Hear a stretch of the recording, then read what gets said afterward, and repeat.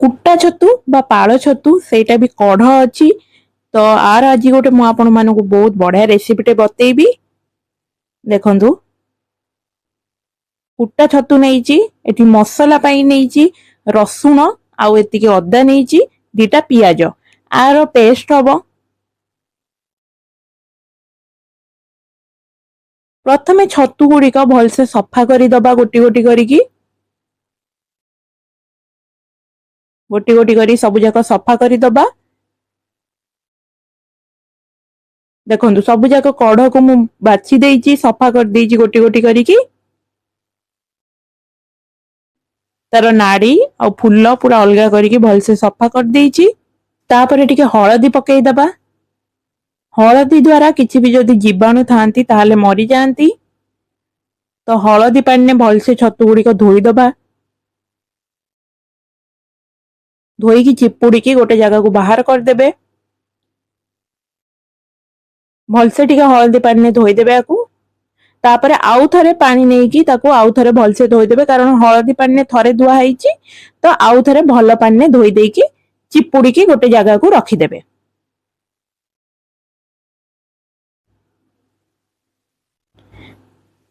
ମୁଁ ଏଠି ଆଳୁ ନେଇଛି 4ଟା ଆଉ ଟମାଟୋ ନେଇଛି 3ଟା। ଏତିକି ହେଲା ଆ ପାଇଁ ଜିନିଷ। କଢେଇ ବସେଇ ଦେଇଛି, ତେଲ ପକେଇଦବା। ତେଲ ତାତି ଗଲାଣି ପୁରା ଭଲସେ, ଚାରିଆଡେ ଖେଳେଇ ଦବା ଟିକେ ଖଡିକାରେ। ଏଠି ଛତୁ ପକେଇଦବା, କାରଣ କଢେଇ ତାତି ଯାଇଛି, ପୁରା ତେଲ ବି ତାତି ଯାଇଛି। ଗୋଳେଇ ଦବା ଟିକେ ଭଲସେ। କଢେଇ ଆଉ ତେଲ ତାତିବା ଦ୍ଵାରା କଣ ହବ ନା, ଛତୁ ଗୁଡିକ ବେଶୀ ଆଉ କଢେଇରେ ଲାଗିବନି। ଦେଖନ୍ତୁ ଯେମିତି କିି ମୋର ଏଠି ବେଶୀ ଲାଗିନି, ନାଇଁ ତ ଛତୁ ଗୁଡିକ କଢେଇରେ ପୁରା ଲାଗିଯାଏ। ଏଠି ଅଧା ଅଧି ଭାଜି ହେଇଗଲାଣି, ସ୍ଵାଦ ଅନୁସାରେ ଲୁଣ ପକେଇଦବା ଆଉ ହଳଦୀ ପକେଇବା। କାରଣ ଛତୁ ମଉଳିଲା ପରେ ମୁଁ ଲୁଣ ପକେଇଛି, ନହେଲେ ତାର କ୍ୱାଣ୍ଟିଟି ଜଣା ପଡିବନି, ଲୁଣ ଅଧିକ ହେଇଯିବ। ଏଠି ଦେଖନ୍ତୁ ଛତୁ ଆମର ପୁରା ଭଜା ହେଇଗଲାଣି। ଗୋଟେ ଜାଗାକୁ କାଢିଦବା ଆମେ। ଦେଖନ୍ତୁ ଛତୁ ପୁରା କାଢି ଦେଇଛି। ସେଇ କଢେଇରେ ଆଉ ଥରେ ତେଲ ପକେଇଦବା। ତେଲ ପୁରା ଭଲସେ ତାତିଗଲେ ପଞ୍ଚ ଫୁଟଣ ଏଠି ପକେଇବା। ତାପରେ ଆଳୁକୁ ଯୋଉ ନେଇଥିଲି ତାକୁ ଏମିତି ପିସ୍ ପିସ୍ କରିକି କାଟିଦେବେ, ତାକୁ ପକେଇଦବା ଏବେ।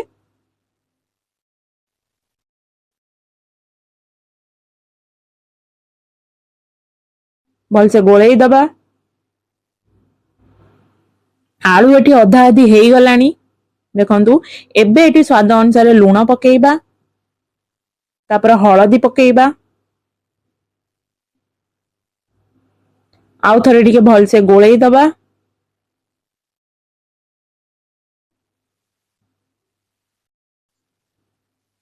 ତାପରେ ଏଠି ଲଙ୍କାଗୁଣ୍ଡ ପକେଇବା।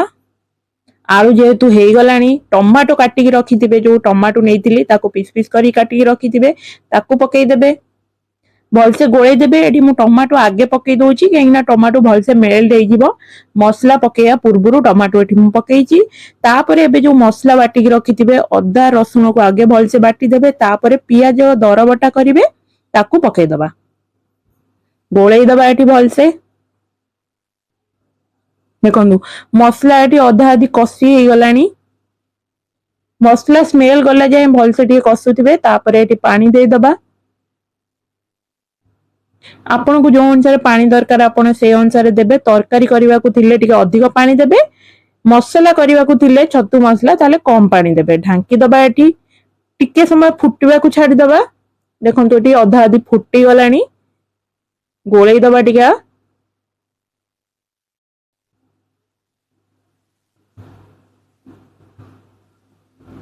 ଆଉ ଥରେ ଟିକେ ଢାଙ୍କି ଦବା।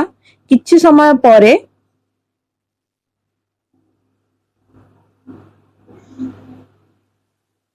ଦେଖନ୍ତୁ ଏଠି ବଢିଆ ସେ ଫୁଟି ଗଲାଣି ତରକାରୀ।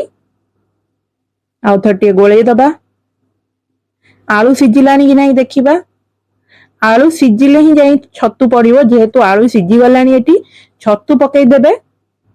କାରଣ ମୁଁ ଏଠି ତରକାରୀ ଯେହେତୁ କରୁଛି, ତ ମୋର ଟିକେ ଝୋଳ ଦରକାର। ତ ସେଇ ଅନୁସାରେ ମୁଁ ପାଣି ଦେଇଥିଲି। ଛତୁ ପକେଇ ସାରିଲା ପରେ ଭଲସେ ଗୋଳେଇ ଦେଇକି ଢାଙ୍କି ଦେବେ। एठी टिके समय परे मु एठी गुजराती आउ डालचीनी गुंड करके रखिथिली एबे पकेई दबा काहे ना तरकारी हेई गलानी छत्तू पड़िले माने तरकारी हेई गला धनिया पत्र ऊपर टिके गार्निश करी देबे भल से गोळेई देबे आउ किछि समय पई ढांकी देबे जेहेतु धनिया पत्रटा एबे पड़िला किछि समय परे देखंतु तरकारी हमर एठी रेडी हो जाई छी छत्तू तरकारी एमती थरे छत्तू तरकारी ट्राई करंतु निश्चय भल लागिवो भल लागिले मो चैनल को सब्सक्राइब निश्चय करिवे थैंक यू।